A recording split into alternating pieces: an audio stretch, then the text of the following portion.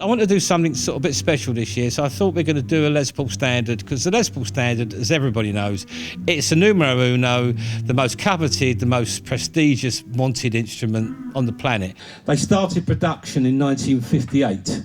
What I'm holding is a 1958 Standard, Les Paul Standard. Behind me, the immediate guitar behind me, this one, that's a 1959, and everyone goes, oh, it's got to be a 59. Well, between me and you, a 58 or a 59 they're both as nice as each other. A 1960, this is a mid-60, where things have changed over in the production, the specification and everything else, which I'll explain a bit later. So each guitar we'll use in its own way and talk about it. My first Les Paul Standard when I was 19, back in 1974, was a 58. And I used to play it in a band. I was in a version of Black Magic Woman.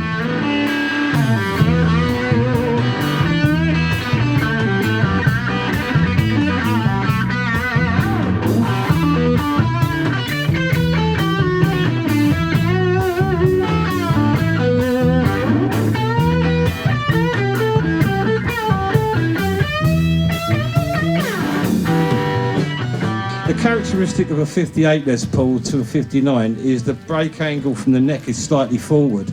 It's a lower profile, and if you get a good one, which this is, they tend to have a much more smoother and thicker bass end than you associate with a 59.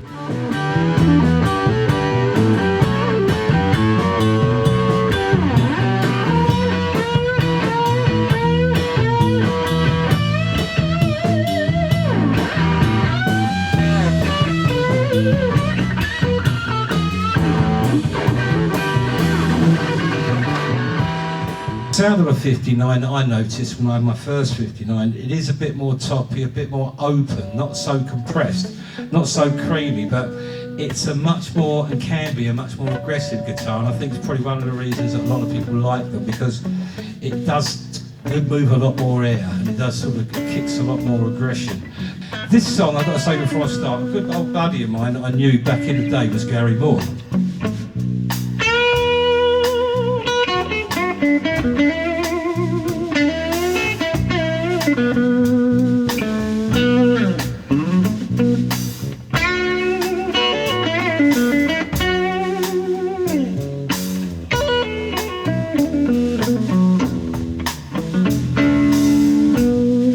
Only Les Paul Standard that Gary Moore had at the time of his death is the one I sold him.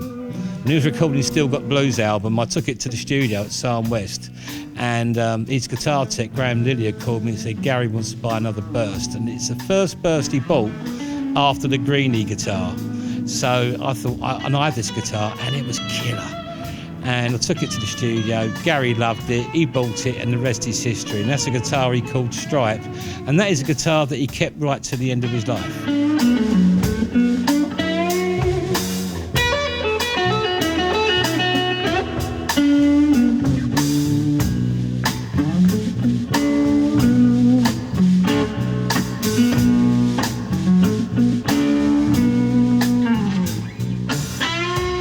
Now the 60, the neck profile is slightly further back again, so your bridge is higher. So you've got a bit more clearance, which is great because you've got more string movement. I like that on the guitar, more air. Now, although it's got the thinner neck, which is not my preference, they're very, very guttural guitars, the 60, especially the late one, that late 60, like that guitar, which is a mid one with a tomato super, as we call it, the non-fade top. So, and it lived up to its name. Just now when I used it, it lived up to it. It was beautiful.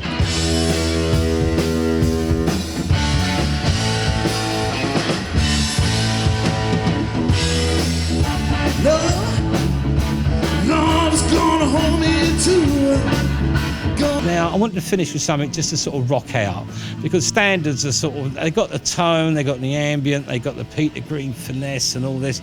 But at the end of the day, people want to hear a standard move some air. So I thought, can't get enough Bad Company. It's a great 70s, just get up and rock out.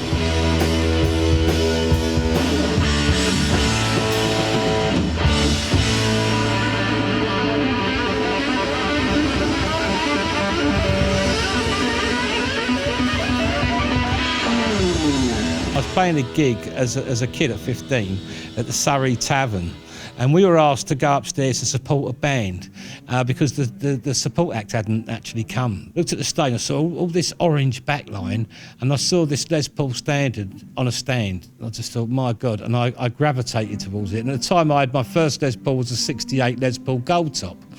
If people Google Phil Harris, there's a dodgy picture of me with a weird haircut, about 15, with this gold top 68. Anyway, I was walking through an alleyway, and there's this young Peter Green with all his long curly black hair and all that, and I got my gold top. And I know I've met Peter, and he's been around my house, and we get on great. But at the time, obviously, he's Peter Green, he's a god. I'm walking past him, and he looked at me gold top, and he looked at me, this sort of fat young kid of 15, and he sort of gave me a look, a real smile. And my 68 gold top soon had the gold ripped off and a set of humbuckers shoved in it and all the rest of it. And then by 1974, I'd amassed enough guitars, enough money to about chuck it all in a pot to buy my first Standard, which everyone told me I was mad because it was £1,000. One of the most famous guys in the West End at the time in the shop, Top Gear, was Sid Bishop. He wrote the first book on Gibsons. And he said to me, no guitar is worth £1,000. I still know Sid, and I still rib him saying, well, I think I'll get my money back on that one. So if people watching Britain's Rare Guitars online today and they wanted to buy a 59 Gibson Les Paul Standard, what do you expect they would have to pay? Do you want it broken? Do you want it refinished? Do you want it been worked on and put back together? Do you want bits missing? The bottom end of that is about 130, 150 grand, the bottom end, something what you call an issue. And what about a genuine article? A genuine article in reasonable condition is going to cost you 180, 200 up. If it's got any grain at all to speak of, you're talking 250 to 300,000 pounds. If you're talking exceptional grain in amazing condition, there's places in America that won't sell it, and they're talking, if they did, just under the $1 million mark. Those guitars don't reach England. They don't even get to here. They circulate, but not under the radar. So your deal back then, £1,000, was a good deal? No, I'm complaining. I think you overcharged me. The biggest thing that people today is the investment side, or it's the prestige side, the kudos.